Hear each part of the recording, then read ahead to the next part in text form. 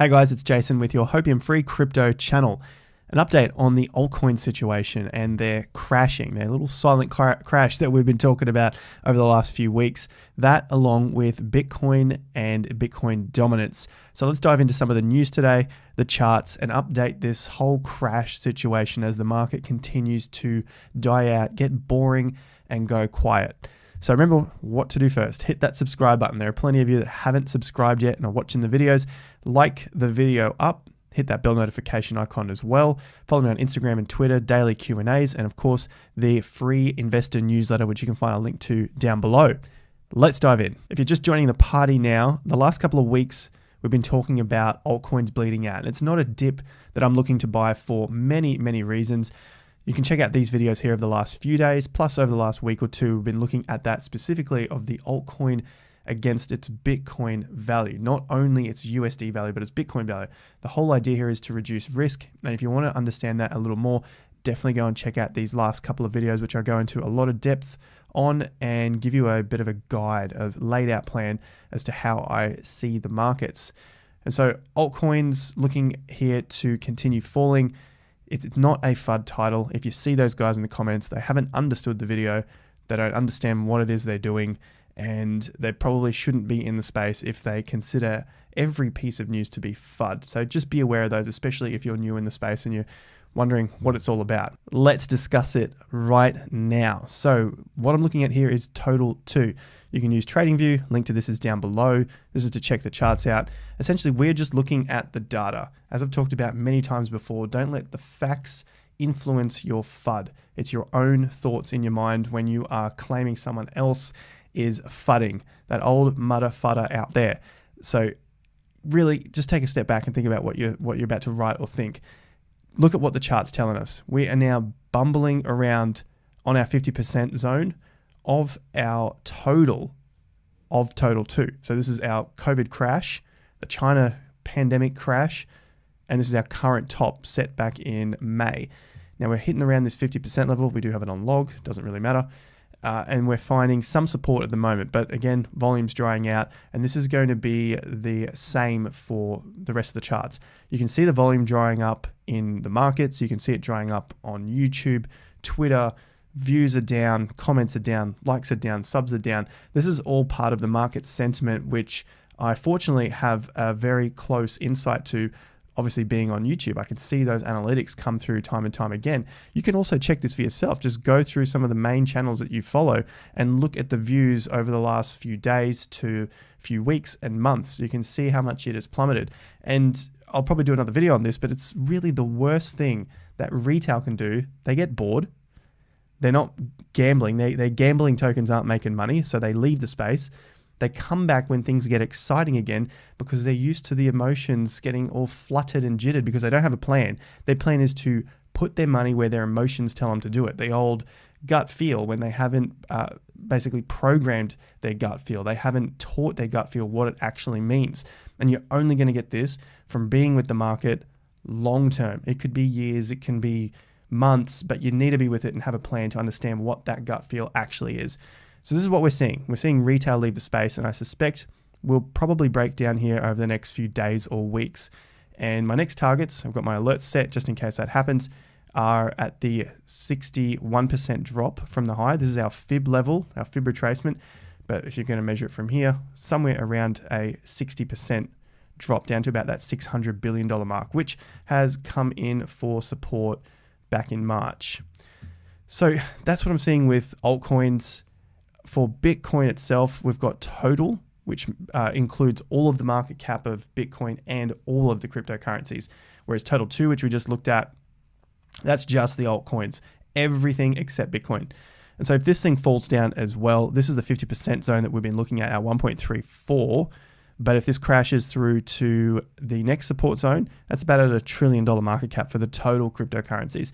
So I think that could be a pretty reasonable level to expect it to fall, especially this volume. You can just see it just drying up and drying up. And this doesn't look like a chart that is ready to get going just yet. This is a good thing. A lot of people see this as very scary. Yes, your portfolios may drop 30% from here. I'm just throwing numbers out here looking at where we currently are at 1.45 to the $1 trillion mark. If I drop that down, There's about 30% drop.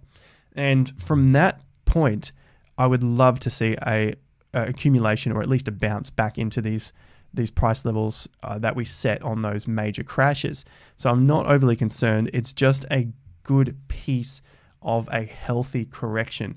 And that's the next piece of the puzzle that I'm waiting for. Bitcoin, not much has happened. Yesterday, nothing much. Today, nothing much.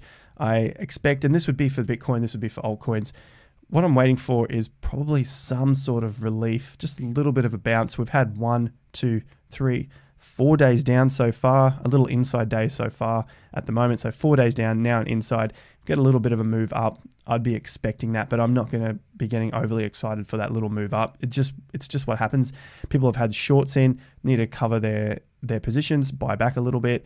The 50% from that is at about 38,000. So even if it got to 37 and a half, I'm still not getting overly excited. I want to see the market move up and then come back and retest those levels.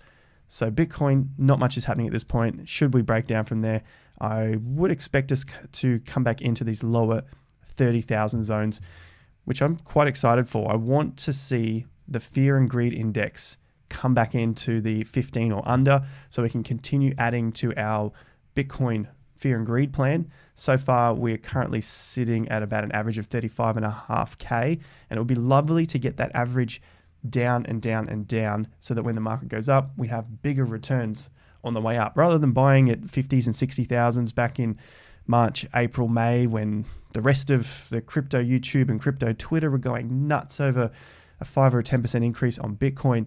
It was looking very tight, and we've documented that on the channel, which you can go back and check out if you want to get some extra learning on board. So this is our Bitcoin fear and greed plan. Looking at the fear and greed, we have not seen a purchase time just yet. What they've got here is continues is the name of the Chinese venture firm.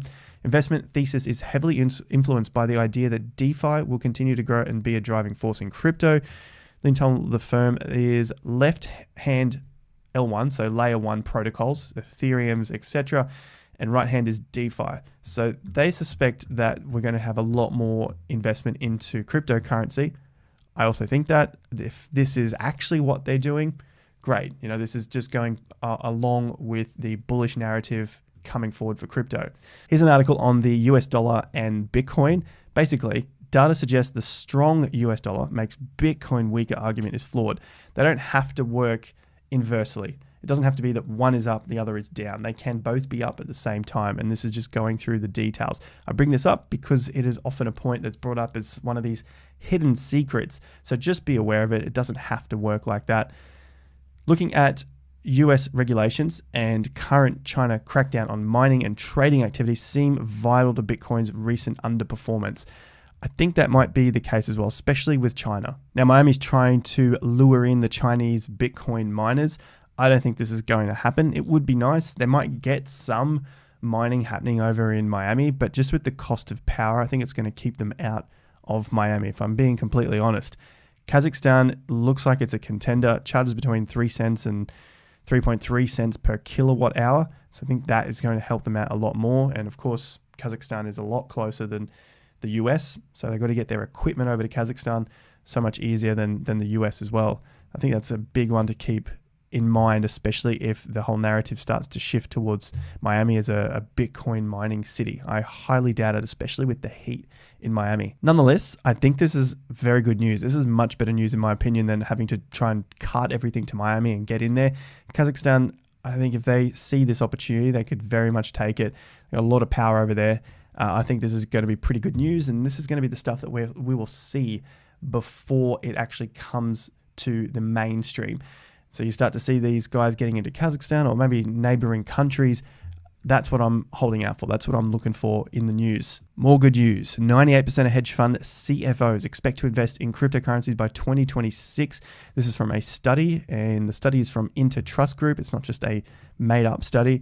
Hedge funds will increase their cryptocurrency allocations to 7%. So a recent study revealed, according to a new survey from Trust, we just saw that, nearly 20% of CFOs believe their organizations will allocate at least 10% of all holdings in various digital assets. That's pretty big news, even if they get half of that. They're saying it now. Maybe they did this study back in February, March, when everything was going absolutely nuts, and now these CFOs are scared and they don't, and we get half of it. That's still pretty big numbers, considering we weren't even expecting these sort of numbers only 6 to 12 months ago. Another piece here, 90% of British independent financial advisors would never recommend digital assets to clients. We've seen this before, and eventually they flip. And we know that financial advisors generally don't know that much about investing or financial advice. I'm just saying, I've heard it, I've seen it myself. You guys can let me know if you've actually gone to see a financial advisor and what have they advised you and how that has worked out for you. I'd love to hear that in the comments down below. Of course, just my opinion. I hope no one gets too triggered over that. But we've seen this before, of financial advisors saying no to cryptocurrency. Then when it's hot, they'll advise it. And that's the completely wrong way to go about investing. 29% of crypto investors in the UK check their balance every day, study finds. So people in the UK are more interested in Bitcoin and crypto today than any other year, including 2017, which was an extremely hot year. So they're more interested in it today. And this was a recent survey as well. So the survey, as I've looked at here, published 17th of June, very recent, that shows that about 78% of adults have now heard of cryptocurrency. 4 in 5 people, I was going to say 80 out of 100. So we've got a lot of people looking at cryptocurrencies. More than 2.3 million people in the UK hold or have owned cryptocurrency at some point. Again, pretty decent numbers for people who have actually taken the step to be buying cryptos. This is only increasing, and that is the trend that we're seeing. We do need corrections.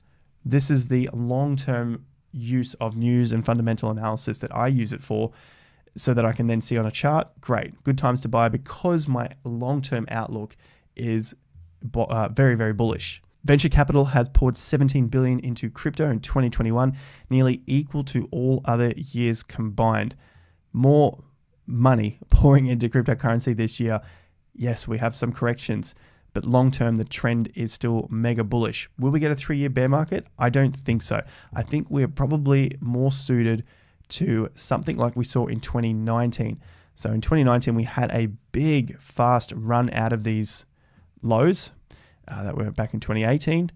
And then we just went straight up into $14,000 Bitcoin, and then went basically sideways and broke some lows.